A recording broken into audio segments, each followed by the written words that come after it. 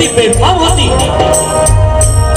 महाराजांची कीर्ती बेफाम, भला भला न फुटला घाम, याला कोण खाली येसन तर बारीक कुस्ती बेगम। बडी बेगम म्हणजे अली आदिलशाहची आई बरं का। नजरेत तिच्या अंगार दरबार झाला गपकार, कुणी घेईना पुढाकार, सारा नीच मानली हार। इतक्यात अचानक एक सरदार उठला, बोलला हम लाएंगे शिवाजी को, आणि त्यानं विडा उचलला। नाव त्याच अफजल खान,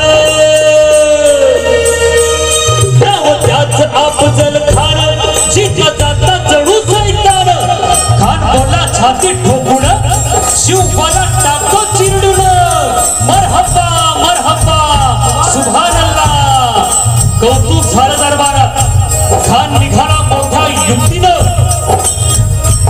त्याच घोड तळ पायतळ, फौज फाटलंही बक्कळ, अंगी 10 हत्तीचं बळ, पाहणारा कापे चळचळ। वाटेत भेटेत त्याला शिर्डीत ठेची, खानाची सेना निघाली, गावं लुटली, देवळं उद्ध्वस्त केली, आया बहिणीची आबरू लुटली।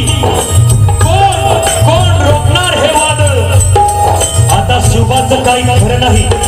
इकडं निजाम, तिकडं मोगल, पलीकडे इंग्रज, जो तो हेच बोलू लागला। राजाची सेना मुठभर, खानाला कसा थोपणार, काय लढवणारा हुनर, चिंतेत पंच सरदार। अहो पण आई जिजाऊ काय म्हणाल्या? शिवबा केवळ